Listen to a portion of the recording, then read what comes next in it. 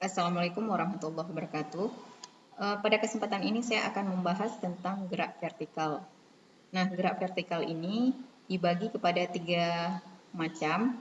Yang pertama ada gerak vertikal ke atas, kemudian ada gerak vertikal ke bawah, dan yang ketiga ada yang namanya gerak jatuh bebas. Nah, masing-masing gerak vertikal ini memiliki karakteristik yang berbeda. Ya, pada gerak vertikal ke atas, besar percepatan yang terjadi pada benda itu disebabkan oleh percepatan gravitasi, tetapi berlawanan arah karena arah percepatan gravitasi ke bawah, sedangkan bendanya bergerak ke atas. Maka A-nya menjadi min G. Nah, kalau pada gerak vertikal juga untuk jarak itu berubah menjadi H atau tinggi. Nah, untuk gerak vertikal ke bawah, A-nya itu atau percepatannya itu sama dengan G, karena arahnya sama dengan arah percepatan gravitasi. Sedangkan pada gerak jatuh bebas, V0-nya sama dengan 0. Jadi pada gerak jatuh bebas itu tidak ada kecepatan awal. Ya. Beda antara gerak vertikal ke bawah dengan gerak jatuh bebas. Kalau gerak jatuh bebas, kita misalkan seperti buah kelapa yang awalnya diam, kemudian tiba-tiba bergerak, jatuh sendiri. Nah, sedangkan gerak vertikal ke bawah ini, misalkan ada seseorang melempar bola dengan kecepatan tertentu ke bawah. Nah, di sini V0-nya ada, V0 itu tetap ada ya pada gerak vertikal ke bawah. Ini V0-nya sama dengan V0, artinya tidak 0.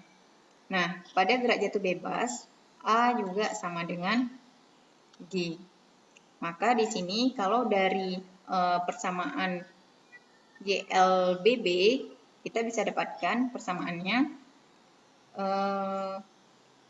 VT sama dengan V0 min GT, kemudian H sama dengan V0T kurang setengah GT kuadrat, kemudian VT kuadrat sama dengan V0 kuadrat kurang 2GH.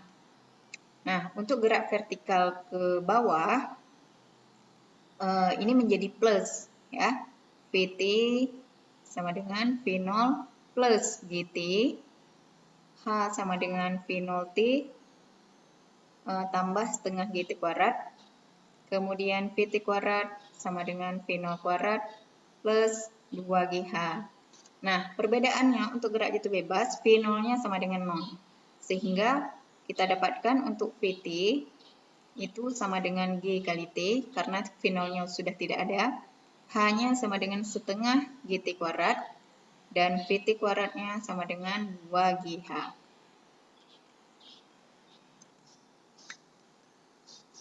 Nah, contoh yang pertama, sebuah bola dilempar ke atas dengan kecepatan awal 15 meter per second. Tentukan waktu yang dibutuhkan untuk mencapai ketinggian maksimum, kemudian berapa ketinggian maksimumnya, dan kecepatan setelah 2 second-nya berapa.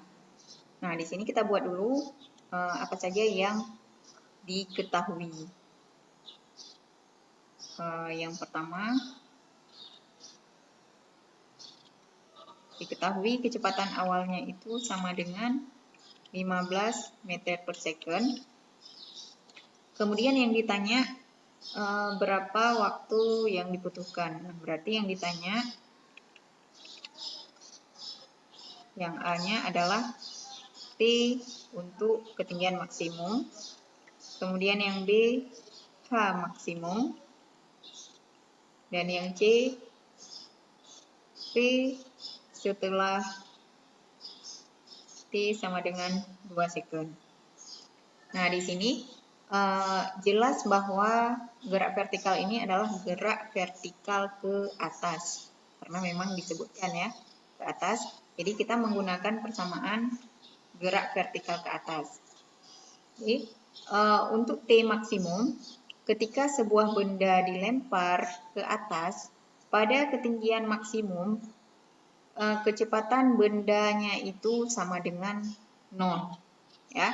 Jadi di titik maksimum di sini kecepatan benda sama dengan 0, ya, di titik ini, karena benda untuk sesaat berhenti supaya bisa balik lagi ke bawah. Maka jawab syarat tinggi maksimum atau H maksimum itu sama dengan PT-nya sama dengan 0 atau PT-nya harus 0. Maka di sini kita bisa menggunakan persamaan yang pertama, PT sama dengan V0 kurang G kali T. Nah, karena VT-nya 0, sedangkan V0-nya ini ada 15, PT-nya 0, dan V0-nya 15. Nah, untuk G, jika tidak diketahui dalam soal, maka kalian bisa pakai G 10 meter per second kuadrat. Ya, G-nya 10 meter per second kuadrat. Nah, di sini kita pakai 10, sehingga ini kita bawa ke samping kiri, kita dapatkan 10T sama dengan 15, TT sama dengan 15 per 10 atau 1,5 second. Nah, ini untuk pertanyaan pertama. Kemudian untuk yang pertanyaan kedua, berapa ketinggian maksimumnya? Ya, ini syaratnya masih tetap sama, VT-nya harus sama dengan 0.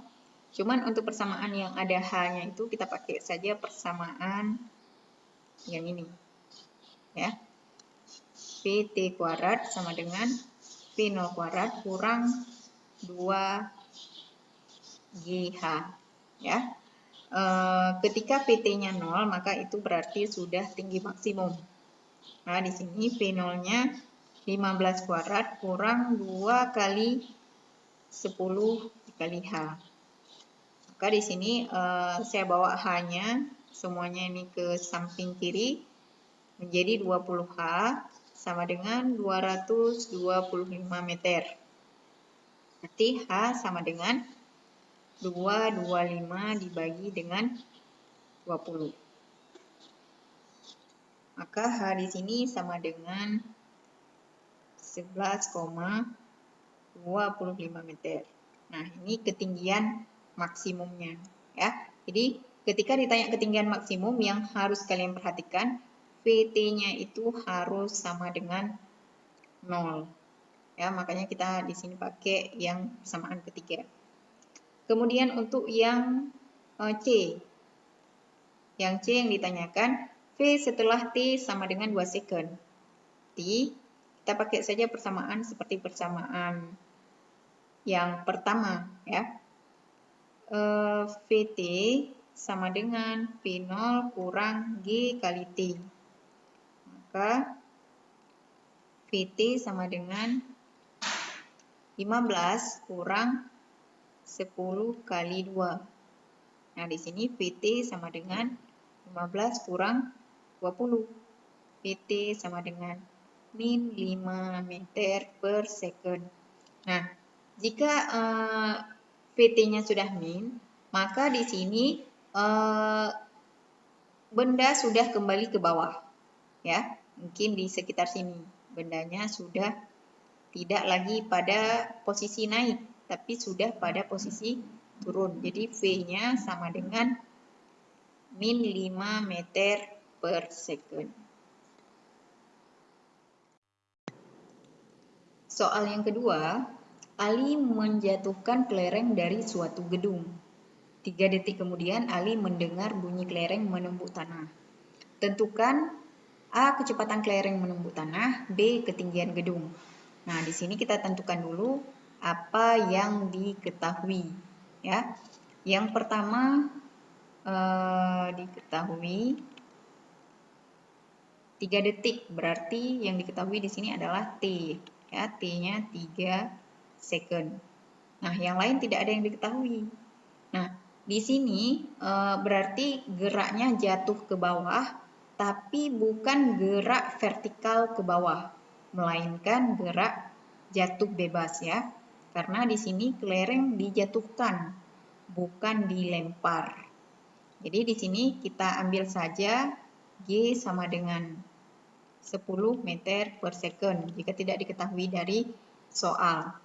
Maka yang ditanya yang pertama VT, kemudian yang kedua yang ditanya tingginya. Ya. Untuk VT kita menggunakan persamaan, jawab VT sama dengan G kali T. Maka di sini kita dapatkan G-nya 10, T-nya 3. Berarti kecepatan kelereng ketika menembus tanah adalah 30 meter per second. Kemudian kalau untuk mencari H, kita menggunakan persamaan H sama dengan setengah GT kuadrat. Setengah kali 10 kali 3 kuadrat. Maka di sini hasilnya 5 kali 9 itu sama dengan 45 meter. Berarti di sini bangunan tersebut memiliki ketinggian 45 meter. Jadi kita bisa menghitung tinggi suatu bangunan dengan hanya menjatuhkan sebuah benda yang kecil yang masanya dapat diabaikan. Kita lanjut ke contoh yang ketiga. Seorang anak melempar bola dari sebuah gedung setinggi 5 meter dari tanah. Bola tersebut ditangkap oleh anak yang berada di lantai dasar setelah 2 second. Yang ditanyakan berapa kecepatan awal bola dan berapa kecepatan bola ketika ditangkap oleh anak di lantai dasar.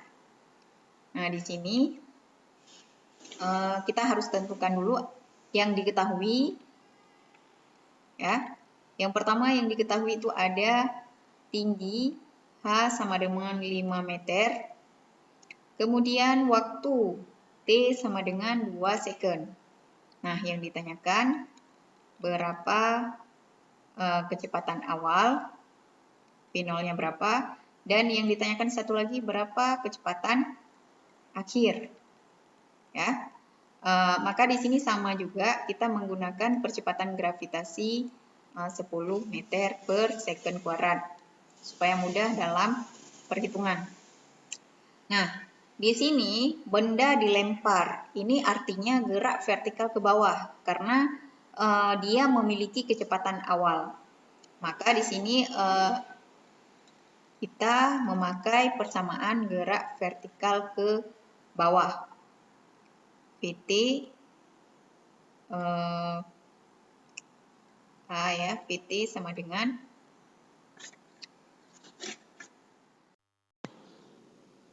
contoh yang ketiga, seorang anak melempar bola dari sebuah gedung setinggi 50 meter dari tanah.